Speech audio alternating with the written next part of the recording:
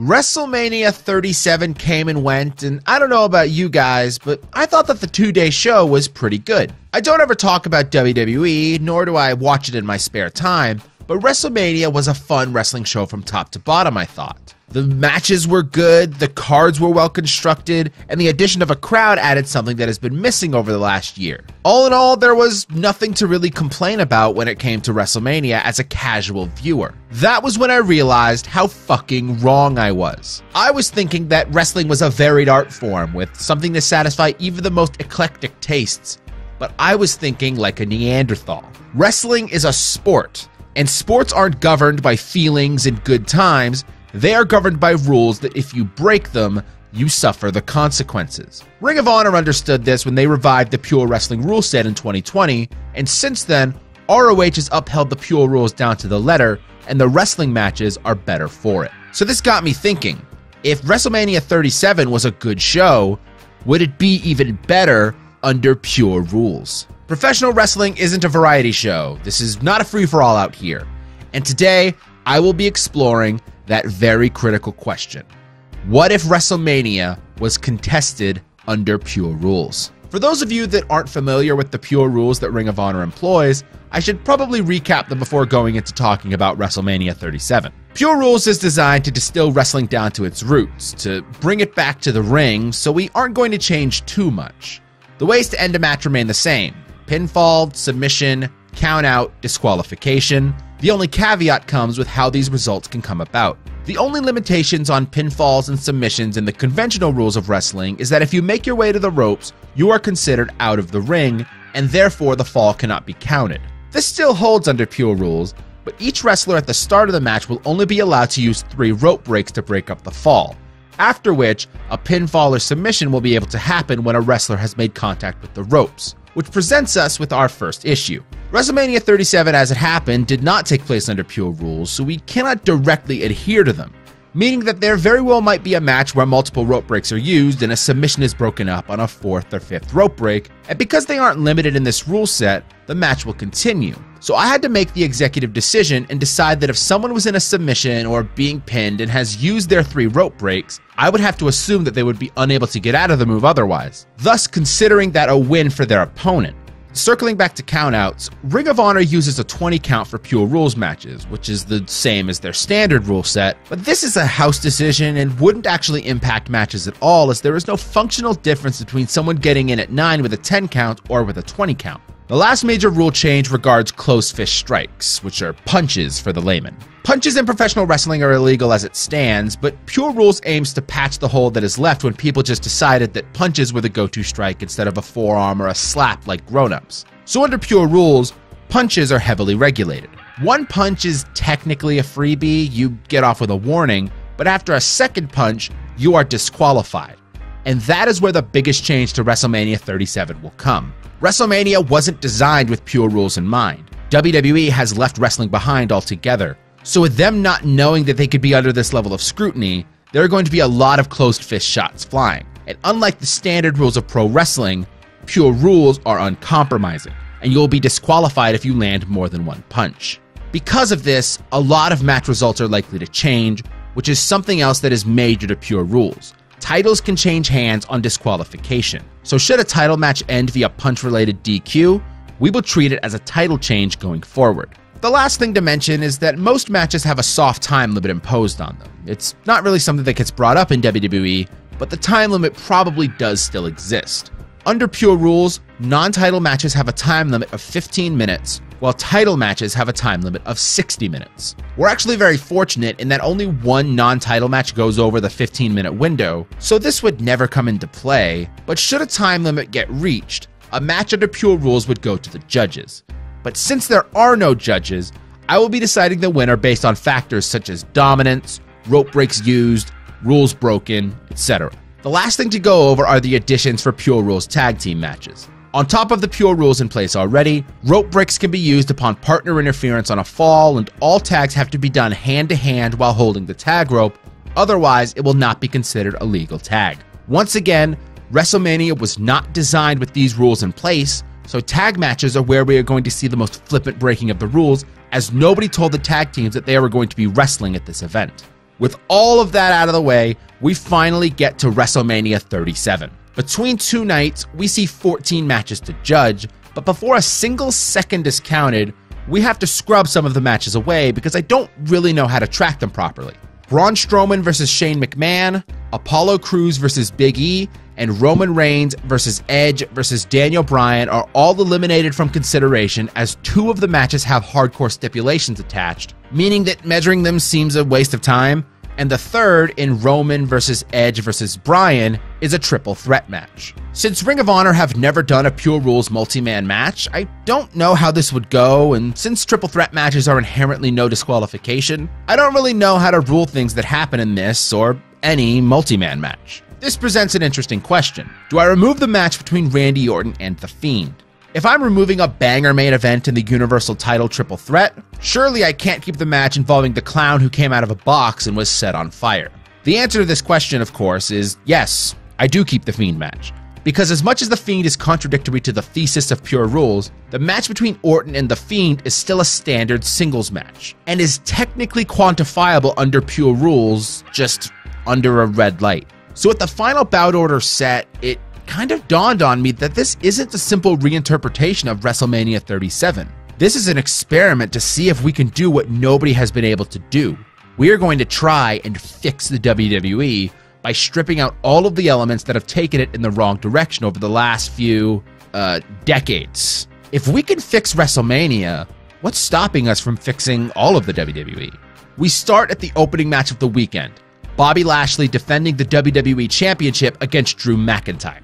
One factor that immediately draws ire coming into the match is that Bobby Lashley is managed by MVP. And while he isn't as reliant on manager interference as some of the other acts in wrestling, this is something to keep an eye on, as any manager interference will rightly result in Lashley's disqualification and MVP's canonical firing.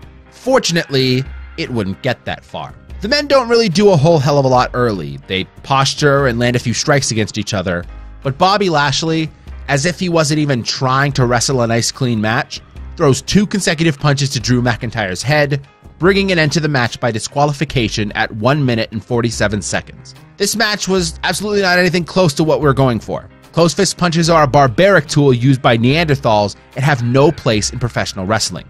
Next time, Bobby, go for a forearm and you might not lose your championship in less than 2 minutes.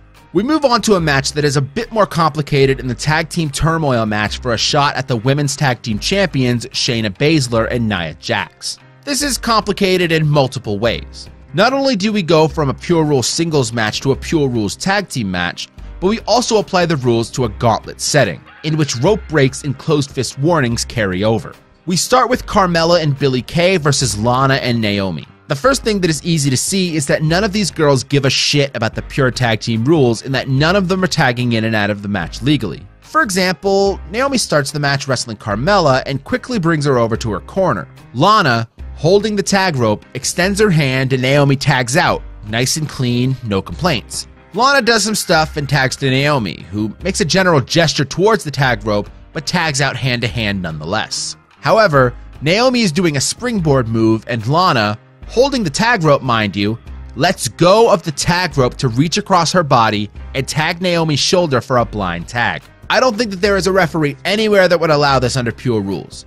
Maybe Naomi's tag, but definitely not this. Lana then misses a kick and tags back out, I swear, out of embarrassment. The match beyond this handful of seconds is pretty pedestrian. Carmella breaks up a pinfall attempt on Billie Kay using one of their rope breaks, and Naomi is rolled up by Billie for a 3 count with an assist from Carmella. I don't exactly know how to count that, as it was clearly underhanded and not legal, but it wouldn't be worthy of a disqualification. In a Ring of Honor Pure Rules match in 2020, Brian Johnson was charged with his 3rd and final rope break when he tried to use the ropes for an advantage during the pinfall, so I suppose we will charge Carmella and Billie Kay with their 2nd rope break. This also leaves us in a unique position, as Naomi and Lana, in the original timeline, are eliminated from the gauntlet match, but under Pure Rules, Kay and Carmella are just charged with a rope break and the match would continue. As the referee didn't see this infraction, I suppose we will allow the match to continue in lieu of any other options, with Carmella and Kay having used 2 of their rope breaks, with 1 remaining as Liv Morgan and Ruby Riott enter the match. This segment of the match contains a lot of chaos that is only relevant to me. There are almost exclusively illegal tags between Ruby Riott and Liv Morgan, And while Carmella and Billie Kay are slightly better at it, Billie Kay tags in illegally and goes for the same roll-up that she did against Naomi on Ruby Riott, who is also not legal due to an illegal tag-in, and Carmella is trying to assist. So we will charge Carmella and Kay with a third rope break. This hardly matters as we run into our first judgment call of the evening. There are two other teams in this match, Dana Brooke and Mandy Rose, as well as Natalya and Tamina, and the Riott Squad get the pin to advance in the gauntlet match with no rope breaks used. But Ruby Riott gets the pin over Billie Kay, none of which are the legal wrestlers under pure rules. We can't charge the Riott Squad with anything because, for all intents and purposes, the match should still be going as neither wrestler involved in the pinfall was legal. This is doubly difficult because if Dana Brooke and Mandy Rose were to beat the Riott Squad, we could just look over their segment as Brooke and Rose face Tamina and Natalya, but that doesn't happen either. The only thing I guess we can do is throw the whole match out, as we can't create a scenario where a fall doesn't happen that is relevant to the finish of the match. Meaning that in the canon of WrestleMania, there is no women's tag team title defense on night 2 as nobody won the contendership. Already, I'm beginning to regret this project as this was genuinely frustrating to watch. I feel like what Jim Ross must feel like watching AEW and bitching about how not holding the tag rope ruins face-heel dynamics, only without the sense of irony. The next match is Seth Rollins versus Cesaro, two Ring of Honor alumni and guys who are actually good wrestlers, so fortunately, we probably won't have to change much. The build-up to this match seems to be a pretty simple one. Seth Rollins is super successful, and Cesaro, while talented, isn't very successful, so he takes it out on Seth Rollins by swinging him around. The match is almost exactly the same as it was under the regular rules. Seth Rollins utilizes all 3 rope breaks getting out of Cesaro's swing attempts, including a handful of genuinely good reversals into smooth offense, but Rollins' creativity is all for naught as Cesaro gets his swings off to humiliate Rollins before landing a gotch equalizer for the victory at 11 minutes and 35 seconds. No close fist punches, no real fudging of the rules, just good, clean wrestling from Rollins and Cesaro. We go from Cesaro and Rollins to AJ Styles and Omos versus Kofi Kingston and Xavier Woods for the Raw Tag Team Championships. The match is built around Kofi and Woods being the WWE's most prolific tag team and AJ Styles being a singles wrestler while his partner Omos is really, really tall. Now, when I watched this match initially, I took a lot of notes about how many illegal tags in and out there were, mostly by New Day. That being said, the star of the match in Omos has clearly never been educated on the basic rules of professional wrestling. I mean, look at this. Omos is reaching out for a tag from AJ with the hand that he would have to hold the tag ropes with under pure rules. There are 8 total illegal tags in this match, with a handful of legal ones from New Day, but adding even more of a haze over the match is that AJ Styles tags out to Omos. And as we discussed earlier, Omos is a complete dingus and didn't know the rules and tags in illegally, and he picks up the win over Kofi. Now, because we can't create a fall out of thin air where Omos tags AJ back in and AJ legally tags out to Omos before he gets the victory, we have to render this match a no contest. Hey guys, I wanted to talk about the decision to render the match a no contest. Upon review of this match, it seemed in order, a lot of messy tags, but the runtime of the match remained intact if mired in controversy. However, something caught my attention and it was about 2 minutes into the match. Xavier Woods was employing a headlock and cutting off the ring effectively, which was mostly conveyed by yelling loud enough for everybody to hear, and he brings AJ back to his corner and tags in Kofi. Kofi takes the opportunity to punch AJ in the body.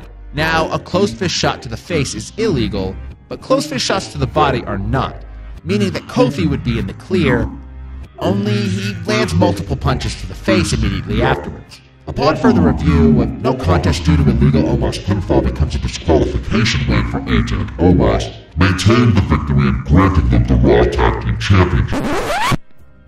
Hey guys, I wanted to talk about the decision to render the match a disqualification for AJ Styles and Omos that overrode the decision to render the match a no contest due to an illegal Omos pinfall. There was a lot of confusion in the match. There were illegal tags mixed in with legal tags from New Day, but the punches happened after only 2 tags. Now, the tag that Kofi gets back into the match with is illegal.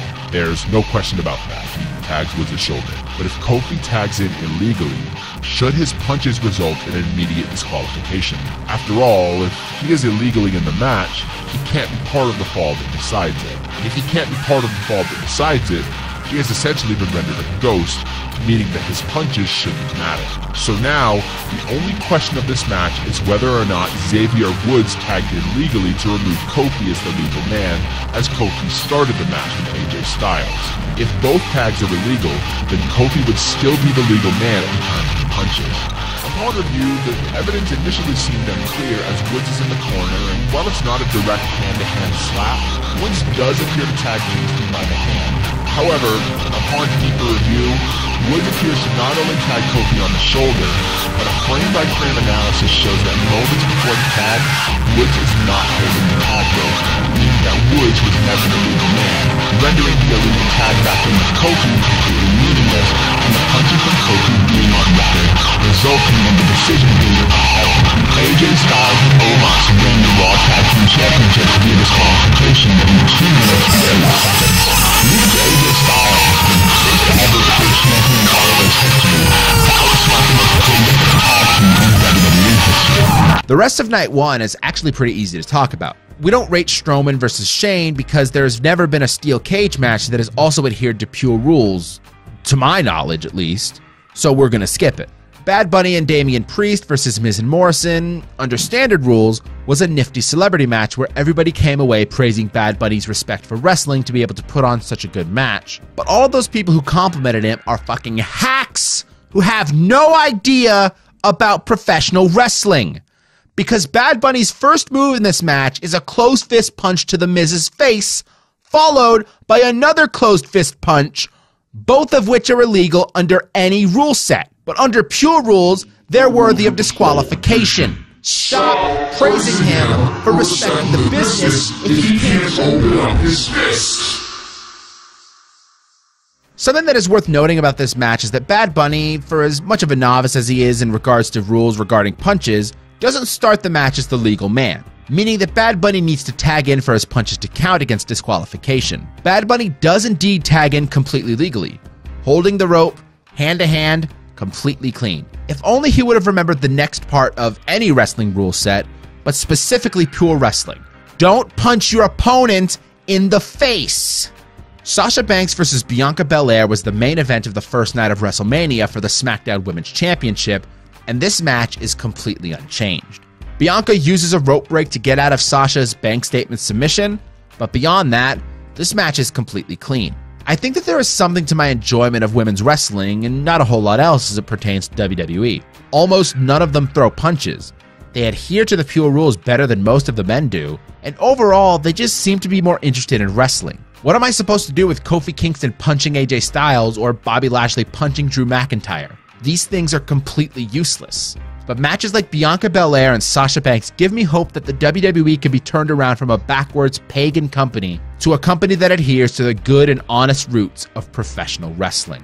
Of the 6 matches that were reevaluated on night 1, only 2 of them were able to be completed with a fall in Cesaro Rollins and Bianca Sasha. Lashley McIntyre, Omos Goon New Day, and Bad Bunny versus Miz and Morrison all ended on multiple punch disqualifications, while the Tag Team Turmoil match was unable to be finished because of the chaos involved in a Pure Rules tag team match when the participants don't know the rules. That being said, Night 1 is a card that I think will stand out as more of a display of the Pure Rules in action, as 2 matches were able to hold up to the Pure Rules revision. And when we look at the card for Night 2, we can see some truly troubling waters. Of the 7 matches on the card, we have already struck 2 from the record in the Universal Championship Triple Threat and the Nigerian Drum Fight for the Intercontinental Championship. Because the Tag Team Turmoil match ended up being thrown out, we also have to strike Nia Jax and Shayna Baszler versus Natalya and Tamina for the Women's Championship, because the winners of the Turmoil match face the champions. And since we revised the match to have no winner, Nia Jax can't use her big dumb fist to bring the match to an end early. So as a result, we are down to 4 matches to be revised. Orton versus The Fiend, who is a clown who wears striped pants. Kevin Owens versus Sami Zayn, who have started their WWE matches throwing a flurry of punches at each other. Sheamus versus Riddle for the United States Championship in a match between a fighting Irishman and a former MMA fighter. And Rhea Ripley versus Asuka for the Raw Women's Championship, where I trust Asuka enough to throw punches, but Rhea Ripley's gimmick is that she likes hardcore music, so she might fancy herself a punchy lass, which could really leave us in a pickle. So at this point, we've abandoned saving WWE. This is a quest to see just how bad WrestleMania Night 2 can be compared to Night 1, which saw 3 disqualifications for breaking the rules. Modern problems require modern solutions. And if we can get through the night playing bad wrestling bingo, we might be able to get clearance to nuke the WWE from orbit and purge these terrible wrestlers from existence once and for all. We start with Randy Orton versus The Fiend. The Fiend comes out of a big jack-in-the-box cranked by a 5-year-old girl, while Randy Orton looks puzzled because how else are you supposed to look when a clown comes out of a box? The match is pretty Orton heavy, as The Fiend is an indestructible force of nature and keeps coming after it gets hit. But Orton continues to land moves, including a back suplex on the commentary table, his rope hung DDT, and some stomps to the hands. Orton loses his patience in front of the clown and flushes it all down the drain by punching The Fiend in the head multiple times, bringing the match to a close just over 3 minutes in, with The Fiend winning by disqualification as God intended. Maybe we can't fix the WWE. Maybe it's not worth fixing. Sami Zayn and Kevin Owens, thankfully, do not go to All Reliable on their exchanging punches spot. Instead, they start with Kevin Owens being on offense, landing a pop-up powerbomb and attempting his apron powerbomb when we hit our first judgment call. To get out of the apron powerbomb attempt, Sami Zayn lands multiple hammer fists on Kevin Owens, which are technically closed fist strikes, but they aren't punches per se. I'm going to let this fly as Jonathan Gresham, the patron saint of Pure Rules competition in Ring of Honor, once landed hammer fist against Josh Woods in order to lock him into octopus stretch submission.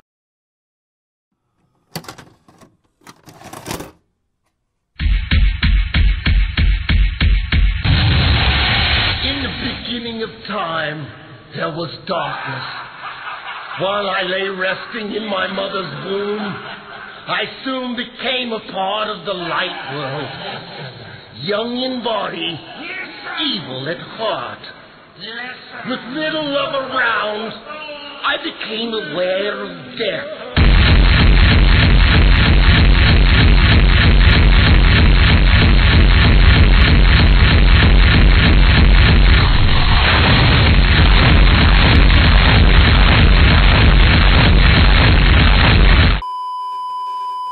What if wrestling isn't worth saving? What if we have spent too long straying from God's light? What if wrestling can never be purified? What if this is it? Sheamus versus Matt Riddle degenerates even further. Sheamus and Riddle are going hard at one another, but in just 2 minutes and 19 seconds, Matt Riddle lashes out of a Sheamus control segment with multiple punches, getting himself disqualified. I want to illustrate how unlikely it is that of the first 3 matches of a WrestleMania card, each is shorter than the last. If we go back to the first WrestleMania, Tito Santana beat the Executioner by submission in 4 minutes and 49 seconds, a pretty good amount of time for an opening match. In the third match of the night, Ricky Steamboat versus Matt Bourne lasts 4 minutes and 39 seconds, a mere 10 seconds shorter than Santana and the Executioner. Meaning that for King Kong Bundy versus Special Delivery Jones in the second spot to nail this trend displayed in Pure WrestleMania 37 Night 2, it would have to be between 4 minutes and 40 seconds and 4 minutes and 48 seconds. King Kong Bundy won the match in 25 seconds. Across 37 WrestleManias, 39 WrestleMania cards, as 36 and 37 were 2 cards, as opposed to WrestleMania 2's 1 card split across 3 venues, this has only ever happened 5 times. WrestleMania 4, WrestleMania 33, WrestleMania 34, WrestleMania 36 Night 1, and WrestleMania 37 Night 1 without the Pure Rules in place. The fact is that this just doesn't really happen. And you can say, well, Forrest, you're comparing this card you're judging under Pure Rules to shows that were not under Pure Rules. How can you be sure without it? But what you aren't grasping is the sheer statistical improbability of this happening. There have been 446 pay-per-views put on by the WWE between 1985 and 2020. If we take the numbers that the WrestleMania shows have accounted for and extrapolate that across all pay-per-views ever, which is about 12.82%, then this would have happened 57 times over 35 years. Which sounds like a lot until you realize that that is only 1.6 times per year, every year, for 35 years. This is a statistical phantom zone.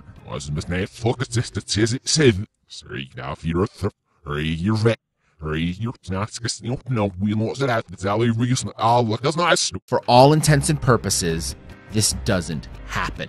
We have crossed the threshold from an agonizing display of wrestling to creating a fresh new sort of hell. A sort of hell where wrestling doesn't even exist anymore.